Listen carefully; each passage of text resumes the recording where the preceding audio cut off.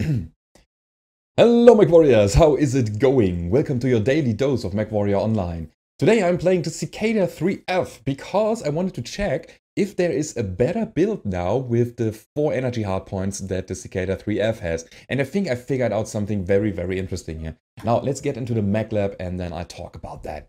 As you can see, I'm having 1 large pulse laser and 3 medium lasers. So these weapons, they align very well together. And they did that before the patch already. But what you would do in the Cicada 3F usually was either going for 4 medium pulse lasers or 2 large pulse lasers, because then you could just slap on the modules for the single weapon type. You can just go for the cooldown and the range module and you were fine.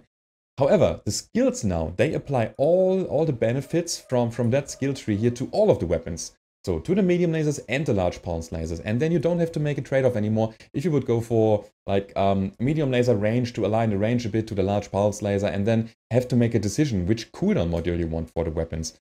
Both weapons have kind of the same cycle time with the cooldown and the burn time combined. And now all of the skills are applying to all of the weapons, so both of the large pulse laser and the medium laser, so that the cycle time will still stay the same or almost the same. And that's really cool. So you don't have to make a trade-off for a cooldown module here and don't have to make that decision. And yeah, now this weapon combination here, it's really cool, especially when you have limited hard points. So now I'm having 26 damage here, and if I do the classic 2 large pulse laser build, then it would have been 22, as you can see. This is 22. However, the heat management here, it seems a bit higher on the old build here with the large pulse lasers, 1.52. But with the new build here, you have 4 heat sinks, and when you are not fighting anymore, then the heat dissipation is way better. So when you are at maximum heat, you will get to 0 heat faster than in the other build. And I think this lets you stay in the fights longer, and that's very interesting. So I think this build is more efficient than the 2 large pulse laser build now, and I think even more efficient than the 4 medium pulse laser build. But let's dive into the skill tree, and then I'm talking about that for a second. What I wanted to do here is I wanted to get the laser duration and heat management as much as possible, and therefore I went down this path here to get these 2 nodes, heat management over here, and down here to get these nodes on the bottom here. I skipped the cooldown here because I think it was not worth that much. What I did is I wanted kinetic burst and anchor turn, and therefore I went down the right path. There is a lot of anchor turn, as you can see here, and kinetic burst. So usually when I go for light mechs and the lighter mediums, I like lower torso mobility, and therefore all the heartbreak, anchor turn, and kinetic burst stuff. I don't like torso twist too much here. I think the Cicada is mobile enough to bring the damage to the point. The mech operation skill tree looks like that. I wanted, again, cool run, so heat management as much as possible, because laser weapons are very heat hungry, and therefore I needed that. And of course, I am taking the radar deprivation here, because the missiles are still an issue. And I wanted to experiment with strikes a bit, and therefore I'm taking the advanced salvos strikes skills here, 2 of them, expanded reserve, so that I can take another strike and another consumable slot. So my consumables are looking like that. We have an airstrike, a cool shot, and an artillery strike. And this is a lot of fun on the battlefield. And yeah, that's it. That's the build. I hope you enjoyed the video. Wait, let's get over here. And if you did, don't forget to leave a rating or subscribe to the channel. And now it's time to hit the battlefield. Alright, first game of the day. We are playing the Grim Plexus and we are playing Skirmish. And what I'm doing here is I have dispatched myself from the team because I wanted to deal early damage. I wanted to make use of my artillery strike, and therefore I went in very deep. And I'm doing here a jump, and after that I pop my artillery strike after I see that there are mechs. And they have no idea that I'm here, and as you might tell on my reticle now, my artillery strike hits so many targets. That was so good. Also, I see that there is a guy up top who wants to get to cover, and I'm just dropping an airstrike right on top of his head so that he will get even more damage. So that one here, that first encounter, it gave me so much damage in the first phase without even taking any return fire. The problem is that they figured out where I am and probably see my legs there, and after I'm going out in a second, they are just shooting it. So, wait a second, this is horrible. So my left leg is now severely damaged and I need to get out of this position because peeking is not an option anymore. So they know that I was sitting behind that building and I needed to regroup with the team, go back to second line, figure out a plan, and then I needed to engage from another angle, and this is exactly what I wanted to do here. As you can see, missiles on the right side, and I did not want to put up with that. So instead I motivated my team to go to the left side. And this is what I'm doing now. So I see that we have an ECM guy over there. It's a Phoenix Hawk and he's a very nice battle buddy because he is running at about the same speed as my Cicada, and again he is providing that ECM and is doing some harassment on the left flank.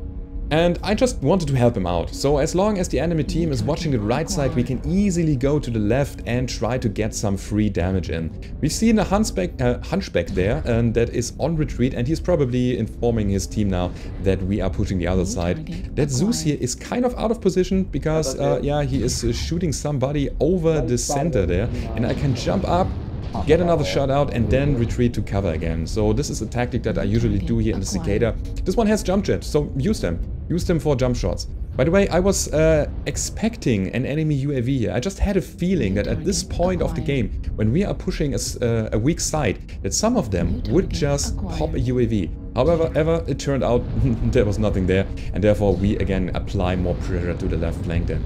And as you could see, the jump jets, they are so handy in this map. You can just fly over your buddies and shoot the enemy while you are in mid-air. I committed to the Kodiak here because I saw that he is severely damaged in the center torso and I wanted him down. I wanted him out of the equation here. So whenever you see such a mech that is so caught, especially in a light mech, go in and secure the kill. You have the mobility to do so.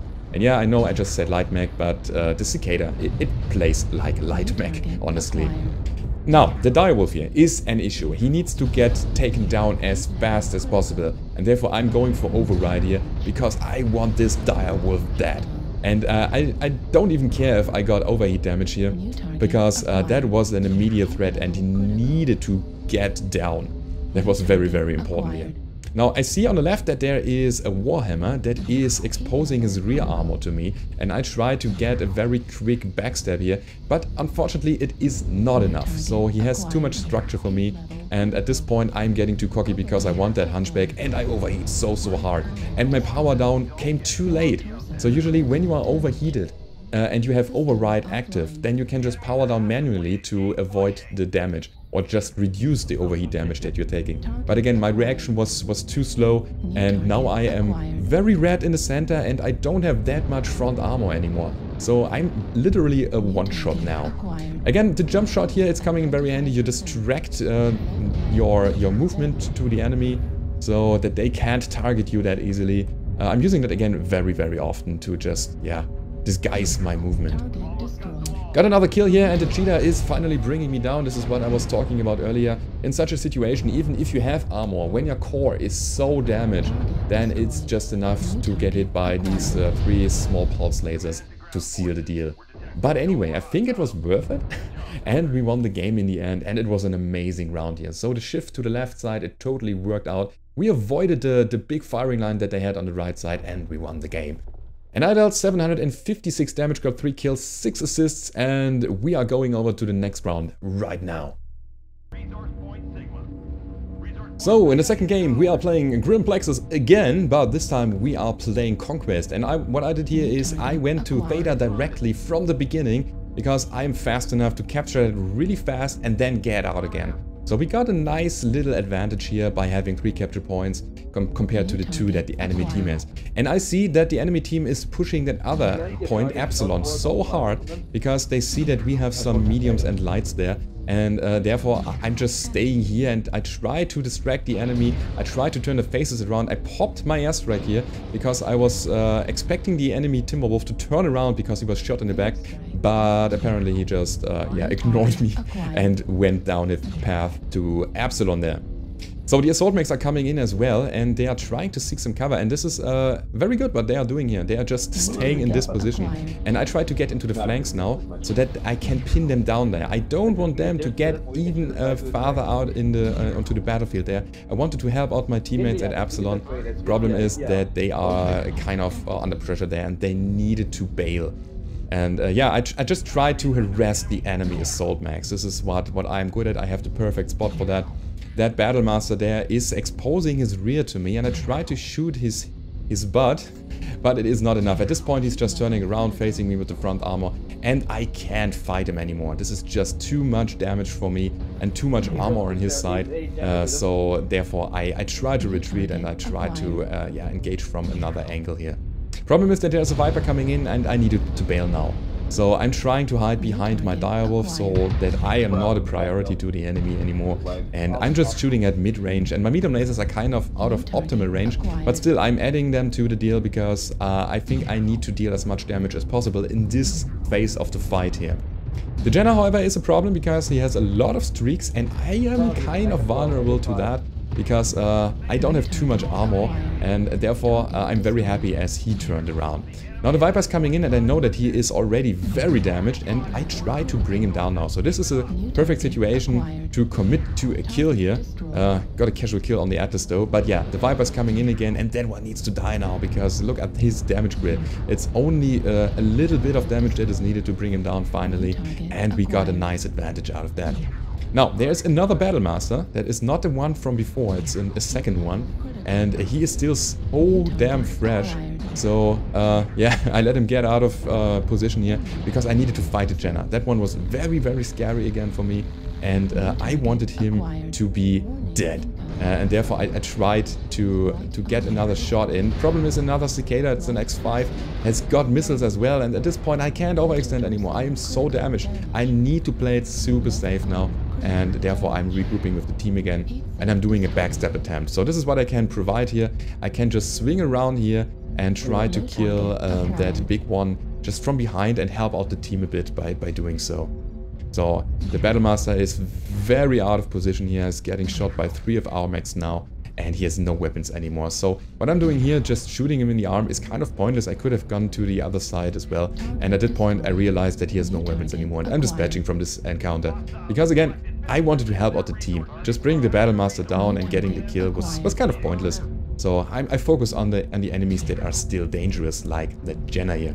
However, I try to avoid him, I try to stay in second line. I don't want to get a priority to him. I'm just getting in when I feel comfortable again, and then he is getting shot by me. Now, almost the last enemy, we've got a Stormcrow here, which is running LRM, so it's not a scary target. He can't fight me that properly, and he's just trying to run and get out of position and get into optimal range for his missiles again, but look at that, he has nowhere to run when he has light and medium mechs on his back. The problem that we are facing now is that the enemy has all the caps, except for Theta. That is neutral at the moment. And they are on a good way to win the game just through captures.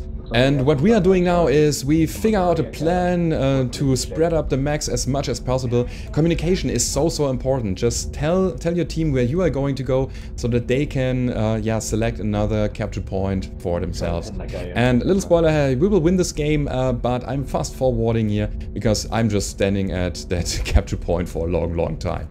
So let's have a look at the end score. So this time 722 damage, 1 killing blow, 10 assists and 3 components destroyed.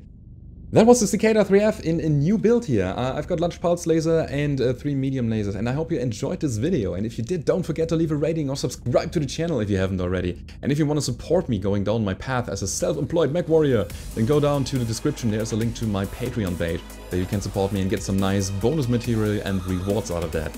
And I hope to see you on the battlefield, everybody. Goodbye.